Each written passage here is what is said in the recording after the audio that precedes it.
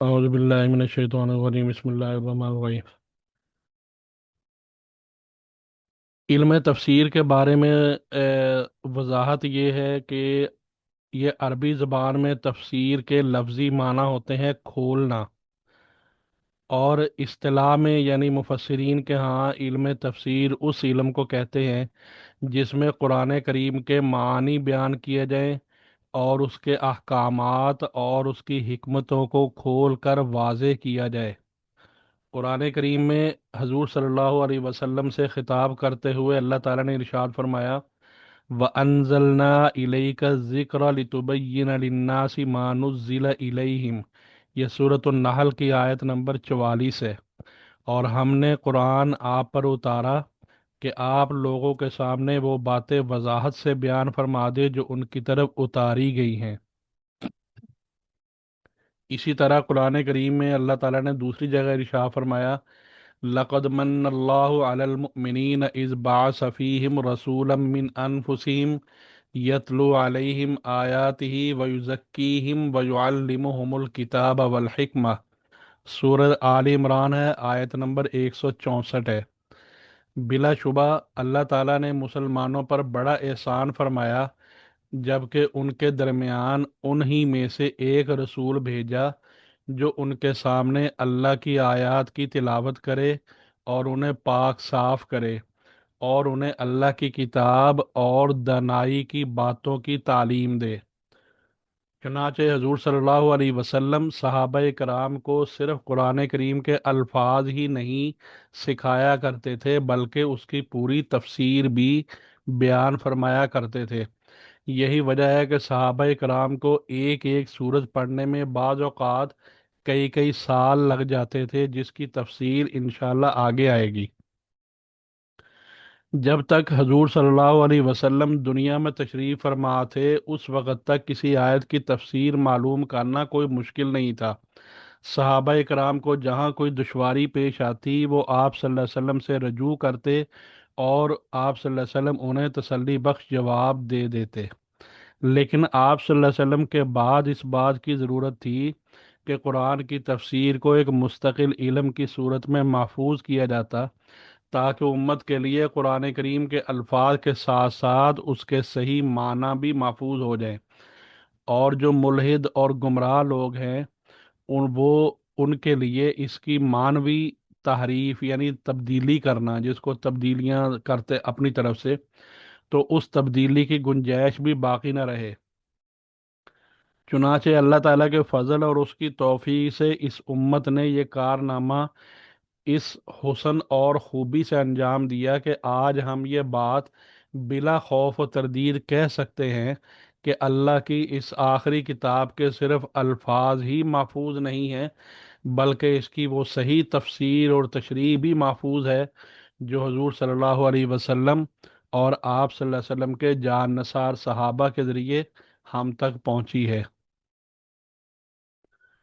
اب یہ تفسیر جو ہے اس کو امت نے کس طرح محفوظ کیا، اس راستے میں انہوں نے کیسی کیسی مشقتیں اٹھائیں اور یہ جد و جہد کتنے مراحل سے گزری، اس کی تفصیل اور دلچسپ تاریخ ہے جس کا یہاں بیان کا موقع نہیں ہے، لیکن مختصراً بتانا یہ ضروری ہے کہ تفسیر قرآن یعنی قرآن کی تفسیر کہاں کہاں سے لی گئی ہے۔ یہ جس جگہ سے لی جاتی ہے اس کو کہتے ہیں ماخذ، یعنی ماخذ کا مطلب لینے کی جگہ، حاصل کرنے کی جگہ۔ علم تفسیر پر جو بے شمار کتابیں ہر زبان میں ملتی ہیں انہوں نے قرآن کریم کی تشریح میں کن سرچشموں سے استفادہ کیا ہے، وہ کل سرچشمے 6 ہیں۔ سب سے پہلے جو تفسیر لی گئی ہے وہ خود قرآن کریم سے لی گئی ہے۔ نمبر 1 یہ ہے، چنانچہ ایسا بہت کثرت سے ہوتا ہے کہ کسی آیت میں کوئی بات مختصر ہوتی ہے لیکن وہ قابل تشریح ہوتی ہے، یعنی وہ اس کا حل طلب ہوتا ہے، تو خود قرآن کریم ہی کی کوئی دوسری آیت اس کے مفہوم کو واضح کر دیتی ہے۔ مثلا سورہ فاتحہ کی دعا میں یہ جملہ موجود ہے کہ صراط الذین انعمت علیہم، یعنی ہمیں ان لوگوں کے راستے کی ہدایت دیجیے جن پر آپ کا انعام ہوا۔ अब यहाँ ये बात वाज़ेह नहीं थी कि वो लोग कौन हैं जिन पर अल्लाह ताला ने इनाम फरमाया, लेकिन एक दूसरी आयत में इनको वाज़ेह तौर से मुतय्यन कर दिया गया, जो सूरत निसा की आयत नंबर 69 में है। फ़उलाइका फ़उलाइका मअल्लज़ीना अनअमल्लाहु अलैहिम मिनन नबिय्यीन वस्सिद्दीक़ीन वश्शुहदाई वस्सालिहीन। यानी ये वो लोग हैं जिन पर अल्लाह ने इनाम फरमाया, यानी ये लोग अम्बिया हैं, सिद्दीकीन हैं, शुहदा हैं और सालिहीन हैं, यानी नेक लोग। चुनाचे मुफस्सिरीन कराम जब इस आयत की तफसीर करते हैं तो सबसे पहले ये देखते हैं कि इस आयत की तफसीर खुद कुरान करीम ही में किसी और जगह मौजूद है या नहीं। अगर मौजूद होती है तो सबसे पहले उसी को इख्तियार किया जाता है। ये तो हो गया एक एक तरीका। दूसरा जो माखज है तफसीर का वो है हदीस। हदीस हजूर सल्लल्लाहु अलैहि वसल्लम के कौल और फेल को कहते हैं, यानी आप सल्लल्लाहु अलैहि वसल्लम ने जो फरमाया या जो अमल किया उसको। जैसा कि पहले बयान हो चुका है कि अल्लाह ताला ने कुरान करीम के साथ आप सल्लल्लाहु अलैहि वसल्लम को भेजा ही इसलिए था कि आप लोगों के सामने कुरान करीम की सही तशरीह खोल खोल कर बयान फरमा दें। चुनाचे आपने अपने कौल और अमल दोनों से ये फरीज़ा बहुस्न खूबी अंजाम दिया, और दर हकीकत आपकी पूरी मुबारक ज़िंदगी कुरान ही की अमली तफसीर है। इसलिए मुफस्सिरीन कराम ने कुरान करीम को समझने के लिए दूसरे नंबर पर सबसे ज़्यादा ज़ोर हदीस पर ही दिया है, और अहादीस की रोशनी में किताबुल्लाह यानी अल्लाह की किताब यानी मतलब कुरान, इसके माना मुतय्यन किए हैं। अलबत्ता चूंकि हदीस में फिर सही ज़ईफ और मौजू हर तरह की रिवायात मौजूद हैं, इसलिए मुहक्किक जो तहकीक करने वाले मुफस्सिरीन हैं वो उस वक़्त तक किसी रिवायत को यानी हदीस को काबिल एतमाद नहीं समझते थे जब तक कि वो तनकीद, जो रवायतों के अंदर जो तनकीद होती है उसके उसूलों पर पूरा ना उतरती हो। लिहाजा जो रिवायत जहां नज़र आए उसे देखकर कुरान करीम की कोई तफसीर मुतय्यन कर लेना दुरुस्त नहीं है, क्योंकि वो रिवायत ज़ईफ भी हो सकती है और दूसरी मजबूत रिवायतों के खिलाफ भी हो सकती है।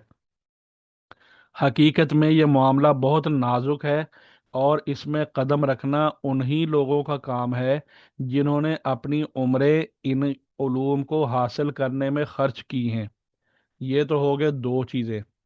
अब तीसरी चीज़ जो है वो जहाँ से कुरान की तफसीर ली जाती है वो है सहाबा कराम के अक़वाल। सहाबा कराम ने कुरान करीम की तालीम बराह रात हजूर सल्लल्लाहु अलैहि वसल्लम से हासिल की थी। इसके अलावा वही के नाजिल होने के वक़्त वो बनफ्स नफीस मौजूद भी थे, और उन्होंने कुरान के नाजिल होने के पूरे माहौल और पस मंज़र का बज़ात खुद मुशाहदा भी किया था। इसलिए फितरी तौर पर कुरान करीम की तफसीर में इन हजरात के अक़वाल जितने मुस्तनद और काबिल एतमाद हो सकते हैं, बाद के लोगों को वो मकाम हासिल नहीं हो सकता। लिहाजा जिन आयतों की तफसीर कुरान या हदीस से मालूम नहीं होती उनमें सबसे ज़्यादा अहमियत सहाबा कराम के अक़वाल को हासिल है। चुनाचे अगर किसी आयत की तफसीर पर सहाबा का इत्तेफाक हो जाए तो मुफस्सिरीन उसी को इख्तियार करते हैं और उसके खिलाफ कोई और तफसीर बयान करना जायज़ नहीं समझते। हाँ, अगर किसी आयत की तफसीर में सहाबा कराम के मुख्तलिफ अक़वाल हों तो बाज़ के मुफस्सिरीन दूसरे दलाइल की रोशनी में ये देखते हैं कि कौन सी तफसीर को तरजीह दी जाए। इस मामले में अहम उसूल और कवायद उसूल फ़िक़ा, उसूल हदीस और उसूल तफसीर की सूरत में लिखे गए हैं। वो यहाँ तफसील का मौका नहीं है। ये तो हो गए तीन चीज़ें जिनसे कुरान की तफसीर ली जाती। अब है चौथा। चौथा है ताबईन के अक़वाल। ताबईन वो लोग हैं जिन्होंने अपनी ज़िंदगी में सहाबा कराम की ज़ियारत की है और उनसे तालीम भी हासिल की है, और उसी हालत में यानी कि इस्लाम की हालत में ही वफ़ात हुई। صحابہ کے بعد تابعین کا نمبر آتا ہے۔ یہ وہ حضرات ہیں جنہوں نے قرآن کریم کی تفسیر صحابہ کرام سے سیکھی ہے، اس لیے ان کے اقوال بھی علمی تفسیر میں بڑی اہمیت کے حامل ہے۔ اگرچہ اس معاملے میں علماء کا اختلاف موجود ہے کہ تابعین کے اقوال تفسیر کے اندر حجت ہے یا نہیں، لیکن پھر بھی ان کی اہمیت سے انکار نہیں کیا جا سکتا۔ پانچواں جو ذریعہ ہے تفسیر کا، علم حاصل علم تفسیر کا، وہ ہے لغت، ڈکشنری۔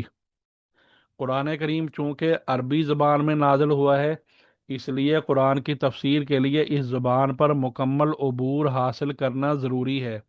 قرآن کریم کی بہت سی آیات ایسی ہیں کہ ان کے پس منظر میں چونکہ کوئی شان نزول یا کوئی اور فقہی یا کلامی مسئلہ نہیں ہوتا، اس لیے ان کی تفسیر میں حضور صلی اللہ علیہ وسلم یا صحابہ اور تابعین کے اقوال موجود نہیں ہوتے، چنانچہ ان کی تفسیر کا ذریعہ صرف عربی لغت ہوتی ہے اور لغت ہی کی بنیاد پر اس کی تشریح کی جاتی ہے۔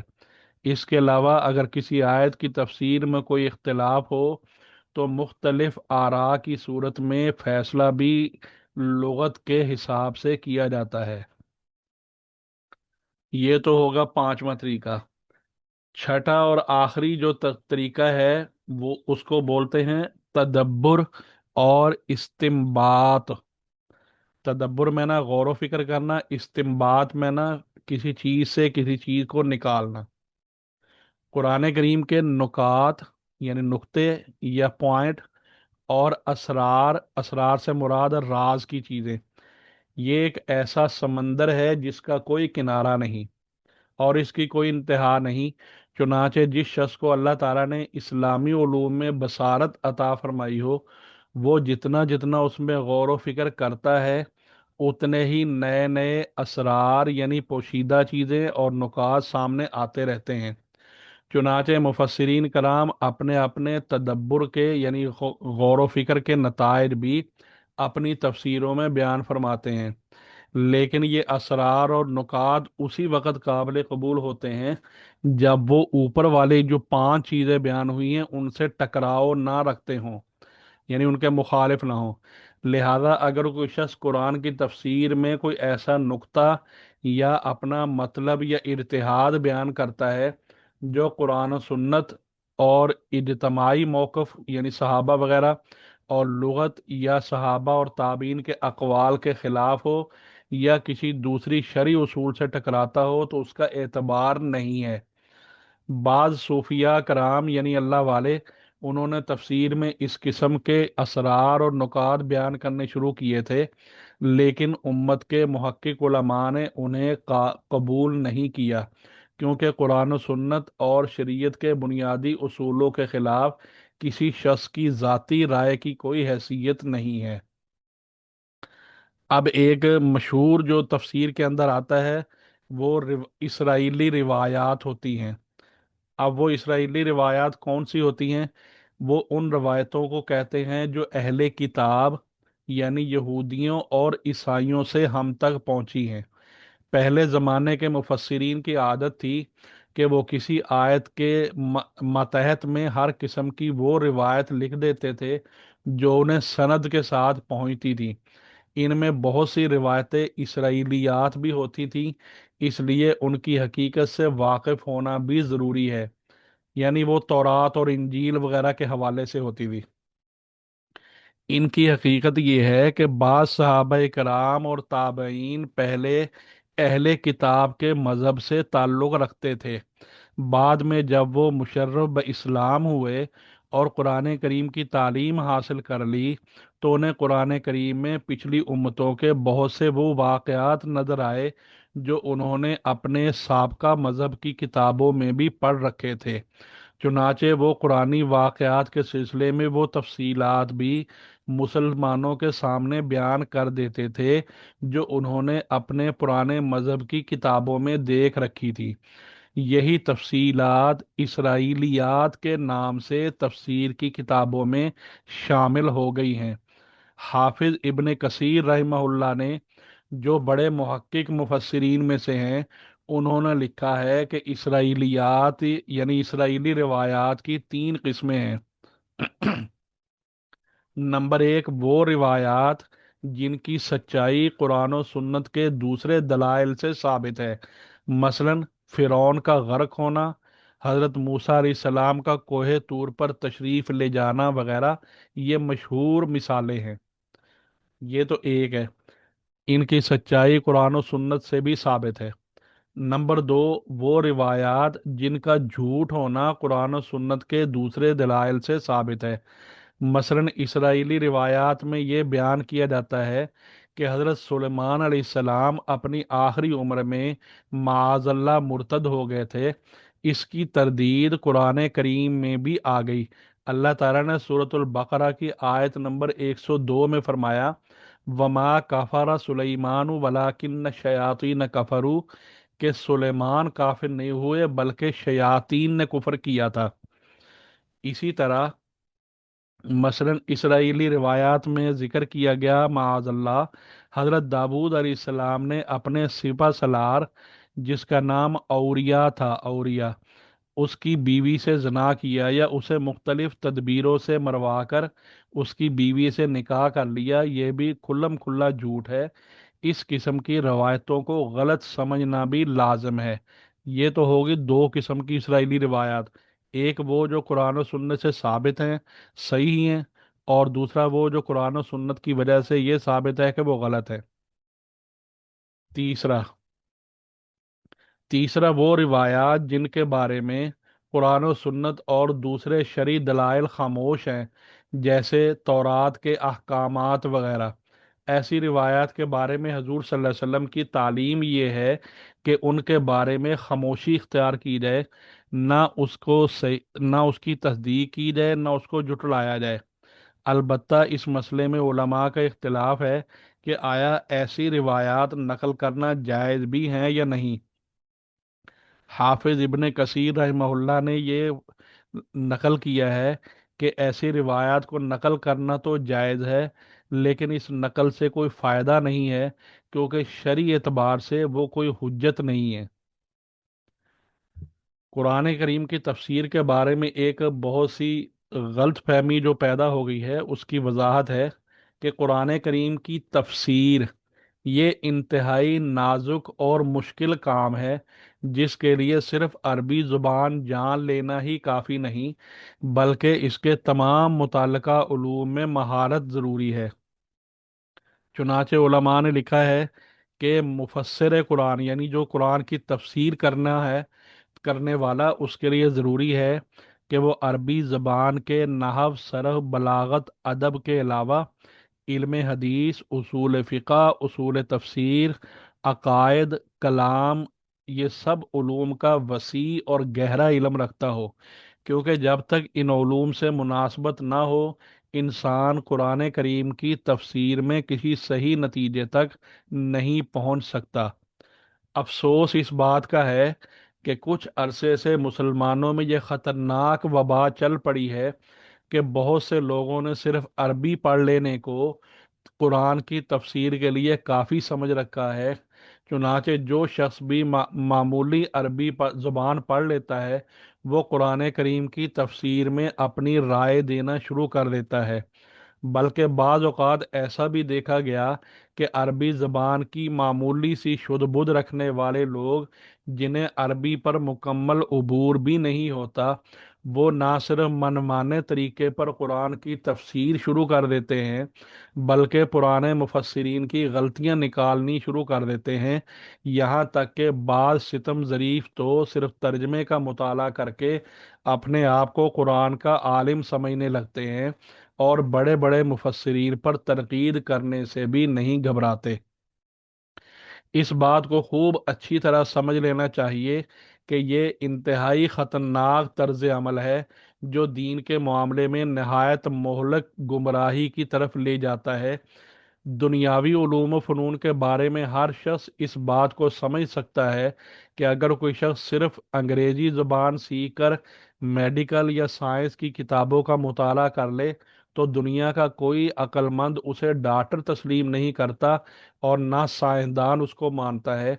اور ना अपनी जान उसके हवाले कर सकता है जब तक कि उसने किसी मेडिकल कॉलेज में बाकायदा तालीम और तरबियत हासिल न की हो। इसलिए कि डॉक्टर बनने के लिए सिर्फ अंग्रेजी सीख लेना काफ़ी नहीं है, बल्कि बाकायदा डॉक्टरी की तालीम और तरबियत हासिल करना भी ज़रूरी है। इसी तरह कोई अंग्रेजी जानने वाला इंजीनियरिंग की किताबों का मुताला करके इंजीनियर बनना चाहे तो दुनिया का कोई भी बाखबर इंसान उसे इंजीनियर तस्लीम नहीं कर सकता, इसलिए कि यह काम सिर्फ ज़बान सीखने से नहीं आ सकता, बल्कि इसके लिए माहिर असातिज़ा की ज़ेर तरबियत रहकर उनसे बाकायदा इस फ़न को सीखना ज़रूरी है। जब डॉक्टर और इंजीनियर बनने के लिए ये कड़ी शराइत ज़रूरी हैं, तो आखिर कुरान और हदीस के मामले में सिर्फ अरबी ज़बान सीख लेना कैसे काफ़ी हो सकता है। जिंदगी के हर शोबे में हर शख्स उस उसूल को जानता और उस पर अमल करता है कि हर इल्म और फ़न के सीखने का एक ख़ास तरीका और उसकी मखसूस शराइत होती हैं, जिन्हें पूरा किए बगैर उस इल्म और फ़न में उसकी राय मोतबर नहीं समझी जाती। तो आखिर कुरान और सुन्नत इतने लावारिस कैसे हो सकते हैं कि उनकी तशरीह और तफसीर के लिए किसी इल्म व फ़न के हासिल करने की ज़रूरत ही ना हो, और उसके मामले में जो शख्स चाहे अपनी राय जनी शुरू कर दे। बाद लोग तो ये कहते हैं कि कुरान करीम ने खुद इरशाद फरमाया, वलक़द यस्सरनल कुरआन लिज़िक्र, सूरतुल कमर की आयत नंबर 17। और बिलाशुबा हमने कुरान करीम को नसीहत हासिल करने के लिए आसान कर दिया है। जब कुरान करीम एक आसान किताब है तो उसकी तशरीह के लिए किसी लम्बे चौड़े इल्म फ़न की ज़रूरत नहीं, लेकिन ये दलील गलत है, ये मुगालता है जो कि कम फहमी की बिना पर है। वाक़ यह है कि कुरान करीम की आयात जो हैं ये दो किस्म की हैं। एक तो वो आयतें हैं जिनमें आम नसीहत की बातें हैं और सबक आमूज वाक़यात हैं और इबरत और नसीहत के मज़ामीन बयान किए गए हैं। मसलन दुनिया की नापायदारी, जन्नत दोज़ख के हालात, खौफ खुदा, फ़िक्र आखरत पैदा करने वाली बातें और ज़िंदगी के दूसरे सीधे साधे हकायक। इस किस्म की आयतें बिलाशुबा आसान हैं। जो शख्स भी अरबी ज़बान से वाकिफ़ हो वो उन्हें समझकर नसीहत हासिल कर सकता है। लेकिन इन आयात में इसी किस्म की तालीमात के बारे में कहा गया है कि हमने उनको आसान कर दिया है। चुनाचे खुद इस आयत में भी अल्लाह ताला ने जो जिक्र का लफ्ज़ इस्तेमाल फरमाया है कि नसीहत के लिए, ये इसी बात पर दलालत कर रहा है। इसके बरखिलाफ दूसरी किस्म की वो आयतें हैं जिनमें अहकामात हैं, कवानीन हैं, अकायद हैं और अमली मज़ामीन हैं। इस किस्म की आयतों को सही तौर से समझना और उनसे अहकाम और मसाइल निकालना ये हर शख्स का काम नहीं है, जब तक कि इस्लामी उलूम में बसीरत और पुख्तगी हासिल ना हो। यही वजह है कि सहाबा कराम की मादरी ज़बान अगरचे अरबी थी और अरबी समझने के लिए उन्हें कहीं तालीम हासिल करने की ज़रूरत भी नहीं थी, लेकिन हजूर सल्लल्लाहु अलैहि वसल्लम से कुरान करीम की तालीम हासिल करने में बहुत लंबी मुद्दतें सरफ करते थे।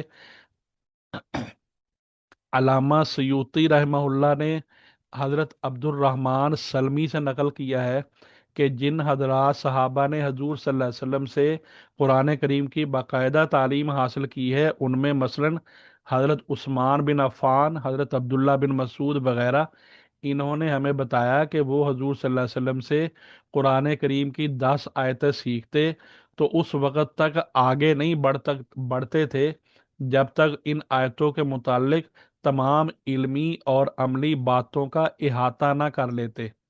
वो फरमाते हैं कि फ़तअल्लमनल क़ुरआन वल इल्म वल अमल जमीअन, यानी हमने कुरान कुरान इल्म और अमल के साथ सीखा है। चुनाचे इमाम मालिक रहमहुल्लाह ने अपनी किताब जिसका नाम है मुअत्ता इमाम मालिक, उसमें रवायत नकल की है कि हज़रत अब्दुल्ला बिन उमर रजी अल्लाह ताला अन्हु ने सिर्फ सूरह बकरा याद करने में पूरे 8 साल लगाए। और मुस्नद अहमद जो इमाम अहमद बिन हम्बल रहमहुल्लाह की किताब है हदीस की, उसमें नकल करते हैं कि हज़रत अनस रजी अल्लाह ताला अन्हु फरमाते हैं کہ ہم میں سے جو شخص سورہ بقرہ اور سورہ آل عمران پڑھ لیتا تھا، ہماری نگاہوں میں اس کا مرتبہ بہت بلند ہو جاتا تھا۔ اب غور کرنے کی بات یہ ہے کہ یہ حضرات صحابہ کرام جن کی مادری زبان عربی تھی، جو عربی کے شعر و ادب میں مکمل مہارت رکھتے تھے، جن کو لمبے لمبے قصیدے معمولی توجہ دینے سے زبانی یاد ہو جایا کرتے تھے، انہیں قرآن کریم کو یاد کرنے اور اس کے معنی سمجھنے کے لیے اتنی لمبی مدت کی کیا ضرورت تھی کہ 8 8 سال صرف ایک سورت پڑھنے میں خرچ ہو جائیں۔ اس کی وجہ یہ تھی کہ قرآن کریم اور اس کے علوم سیکھنے کے لیے صرف عربی زبان کا ماہر ہونا کافی نہیں تھا، بلکہ اس کے لیے حضور صلی اللہ علیہ وسلم کی صحبت اور تعلیم سے فائدہ اٹھانا ضروری تھا۔ اب ظاہر ہے اب ظاہر ہے کہ جب صحابہ کرام کو عربی زبان کی مہارت اور وحی کے نازل ہونے کا براہ راست مشاہدہ کرنے کے باوجود عالم قرآن بننے کے لیے باقاعدہ حضور صلی اللہ علیہ وسلم سے تعلیم حاصل کرنے کی ضرورت تھی، تو قرآن کے نزول کے سینکڑوں سال بعد عربی کی معمولی سمجھ بوجھ رکھ کے یا صرف ترجمے دیکھ کر مفسر قرآن بننے کا دعویٰ کتنی بڑی جسارت اور علم دین کے ساتھ کس قدر افسوسناک مذاق ہے۔ ایسے لوگوں کو جو اس جسارت کا ارتکاب کرتے ہیں، ان کے بارے میں رسول اللہ صلی اللہ علیہ وسلم کا یہ ارشاد اچھی طرح یاد رکھنا چاہیے کہ جو آپ صلی اللہ علیہ وسلم نے فرمایا کہ من قال فی القرآن بغیر علم فلیتبوأ مقعدہ من النار، یعنی جو شخص قرآن کے معاملے میں علم کے بغیر کوئی بات کہے تو وہ اپنا ٹھکانہ جہنم میں بنا لے۔ اور فرمایا من تکلم فی القرآن برأیہ فاصاب فقد اخطا، یعنی جو شخص قرآن کے معاملے میں صرف اپنی رائے سے گفتگو کرتا ہے اور بے شک وہ صحیح بات بھی کہہ دے تب بھی اس نے غلطی کی ہے۔